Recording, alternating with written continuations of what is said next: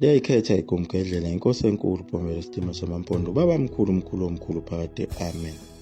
Kwakunjalo impela ukuzalwa kwakhe uProfethi uMuhammad ephuma kuwo umndeni ohluphekayo, njengoba phela besizama khona ukuqhathanisa ukuzalwa kwabo ukuthi ngabe kuyefana yini kanye nayo impilo yabo.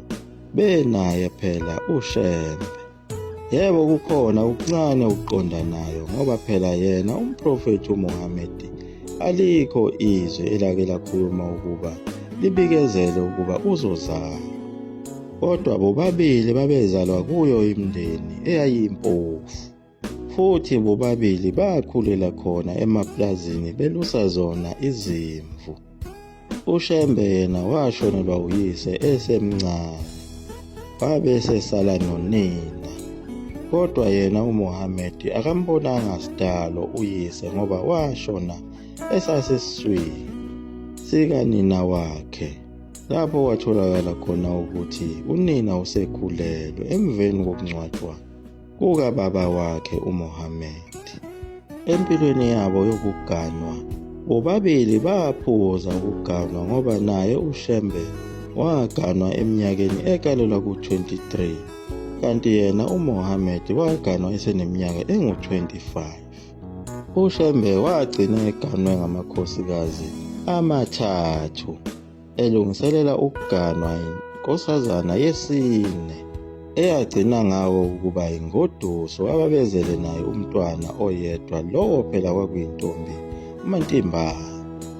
Kodwa yena uMuhammad wayeganwe unkosikazi oyedwa, okwathi uma eseshonile waganwa amakhosikazi ali-10, wabe eseba nezingoduso ezimbili ngaphezulu ezagcina zingakamgani. uMprofethi uMuhammad, izwi likaNkulunkulu kanye nokuhlangana kwakhe noNkulunkulu, wabizwa eneminyaka engu-40 lapho wahlangana naye uNkulunkulu ngokuthuma yona ingelosi uGabriyeli emgedeni waseHira. Kodwa uShembe izwi lalilokhu limhlupha kusukela khona esemncane, laze labhilita kakhulu eseneminyaka engu-35 lapho laselimhlukanisa namakhosikazi akhe. Wasuka ezweni lakhona eHarismith ngokuthunywa uye uNkulunkulu eseneminyaka ekalelwa ku-45, wagcina eye entabeni yakhona enhlangakazi eseneminyaka engu-48. uMuhammad wahlangana nayo ingelosi khona emgedeni yaseHira, lapho yabonakala ngako ukukhanya okukhulu okukhazimulayo. uMuhammad wayengambenywanga muntu kuwo lo mgede, kodwa uyena wazikhethela ukuba ahlale eyothandaza kuwo lo mgede, kanti uzonqamana nesimanga sasezulwini. Ilapho waqala khona ukushintsha isimo sakhe waba umprofethi. Kodwa uShembe yena kwasekukudala elokhu enza zona izimangaliso, evusa abantu abagulayo, ngako kubathandazela ephinde elawule nalo ulwandle, njengoba walilawula ngawo unyaka ka-1910 lapho wayebhabhadisa khona abantu olwandle.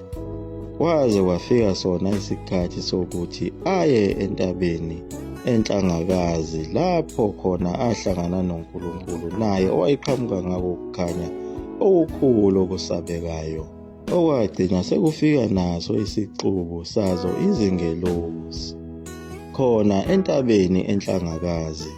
Naye uShembe entabeni enhlangakazi wayenomgede ayehlala kuwo, njengaye uProfethi uMuhammad. uMprofethi uMuhammad wayenezimfundiso ezinhle, ephinde azikona ukuprofetha izinkathi ezizayo, kodwa yena wayengaphiwanga phela lesi siphiwo sale milingo nokuvusa abantu abafile njengaye uShembe. uMuhammad waba sosizini ngesikhathi eseganiwe, esefelwa yizo izingane zabafana, kwasala izingane zamantombazane ezine. Naye uShembe zazifa kakhulu izingane zakhe, njengoba wayesele nezingane zamantombazana ezintathu kanye nomfana oyedwa. Lapho babili basala nezingane eziwu-4. Ekukhuleni kwakhe uProfethi uMuhammad ngalesi sikhathi ehlangane nesikhonzi sakhona ethempelini lesi sasibizwa ngokuthi uBahira. Bathi uma sebehlukana kwingxoxo yabo eyabakhona isikhashana eside, wathi uProfethi uMuhammad uma esehamba kwaphenyeka ingubo yakhe, kwavela uphawu lobuprofethi egxalabeni lakhe. Kanti uShembe naye ehlezi emzini wasePhakameni, yake yaphenyeka ingubo yakhe, kwavela uphawu egxalabeni lakhe. Wabe eseyaxolisa kuwo amaNazaretha ukuthi babone into bengafanele bayibone. Wabe esechazela amaNazaretha ngokuthi ngesikhathi esesezulwini yilapho kwahleshulwa khona inyama yakhe eyaphoswa emhlabeni yayoqhuma yaba imbali khona ezweni lase-Escott, lapho kwaqhamuka khona intombi yakwaHadebe eyabona imbali. Yadla leyo mbali, kwabe sekuba ukukhulelwa kwayo, kwathiwa izozala uShembe, oyoba uyise wazo zonke izizwe zomhlaba, isikhonzi senhlupheko. uMuhammad wayethunyelwe kulo izwe lase-Arabhu ukubuyisela abantu enkolweni kaNkulunkulu. Ngalesi sikhathi sekukhona yona iChristianity kanye nayo inkolo yezithixo, lapho abantu abasebephila njengaso isikhathi saseSodoma naseGomora bephila isinoma yikanjani, bebulala nazo izingane zabo zamantombazana bethi azinamsebenzi walutho. Ngaleso sikhathi nalo izwe lase-Saudi Arabia lalicindezelekile. Kukhona lona iqeqebana labantu elaligwilikile licindezela abantu ababehlupheka. Lelo qeqebana elalicebile lalisebenzisana kanye nabo abathumbi bakhona eSaudi Arabia ababefike nazo izimishini zeChristianity.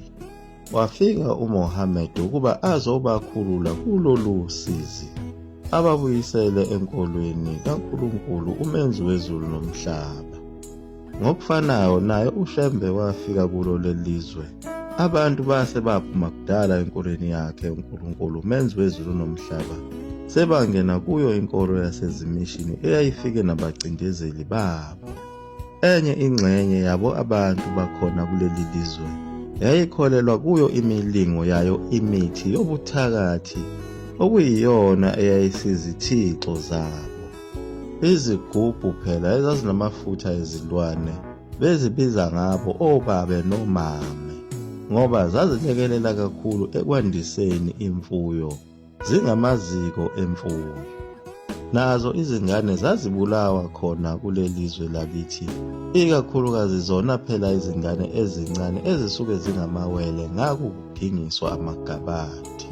Bethi phela uma like ladedelwa laphila leli elinye iwele, abazali bazoshona. uShembe wafike wazivala zonke lezi zinto ezasezenziwa ngabantu ezaziyimikhuba emibi, kanye nako ukuhlupheka kwawo amantombazana ayesemancane ayegcina ethwelwe izinsizwa eyoganiswa ngenkani. Wafike wakuvala konke lokho. Ngaleso sikhathi uShembe efika lalikhona futhi iqeqebana labantu elalicebile kakhulu, elalicindezela bona phela abantu abahluphekayo.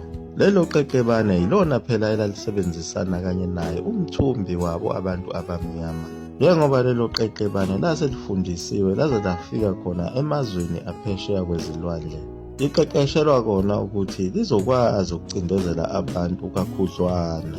Ingxenye yalabo bantu kwakuyibo futhi abefundisi ababizwa ngawo amazentiti, njengabo osibindi ngubane ababephethe wona amabandla, bephinde bebe oshayasibhamu ababesetshenziswa yiwona amangisi ukuyobulala abantu abamnyama.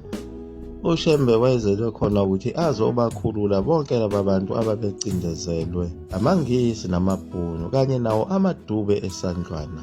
Kanti naye uMuhammad wayesenza khona ukufanayo, njengoba wayefuna ukuzokhulula sona isizwe sama-Arabhu, njengoba echazwa ngako ukuthi wayengumprofethi kaNkulunkulu ephinde ebe usopolitiki. Bobabili benza izinto ezinkulu kodwa isikole babengafundanga ngasanhlobo.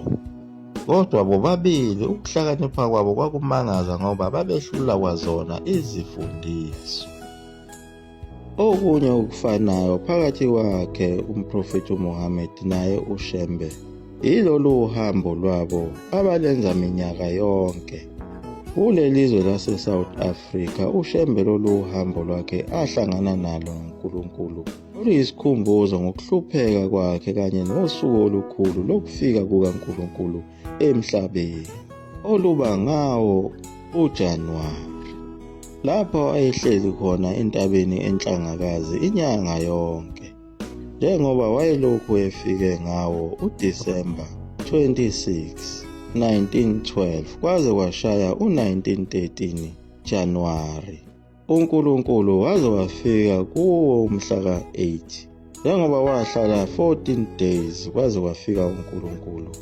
Wabe seqhubeka nokuhlala kuyo intaba efundiswa nokwakha wona umphongolo wesivumelwano nezinye izinto zasezulwini ezijulile, njengawo umgidi wasezulwini ugidelwa yena phela uSimakade.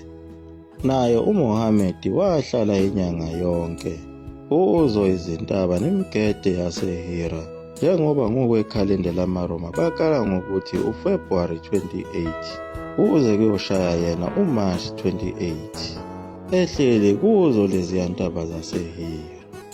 Lolo hambo lwakhe uMuhammad lubizwa ngayo iRamadan, eyaba isiqalo sayo inkolo yamaMuslim Islamic kanye nokuqala kwalo iQuran.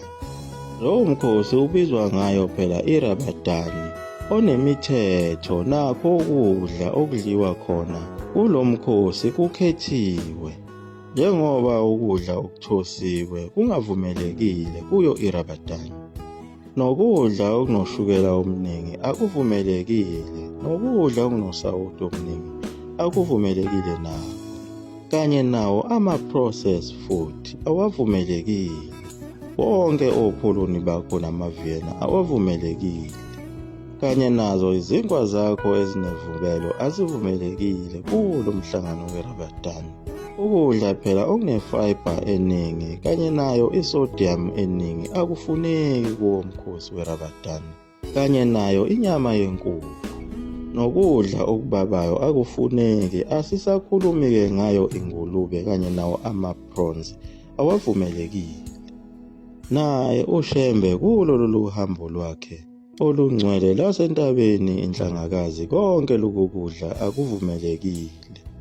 Kodwa umehluko ukuthi wona amaMuslim ngalo mkhosi wawo weRamadan kuyazilwa ukudla emini usuku lonke lwangalelo langa kuze kuyodliwa ntambama lapho sekuqala khona olunye usuku olusha. Lokho kuzila kwenziwa zonke izinsuku kuze kuphele lo mkhosi weRamadan. Sisazophinde siqhubeke sibheke okunye okufanayo phakathi kwayo inkolo yamaMuslim kanye nayo inkolo yamaNazaretha. Liyaguqa lapho ekumkelela mzulu wamavuto umkhofuthu into omnesuka phakathi. Amen.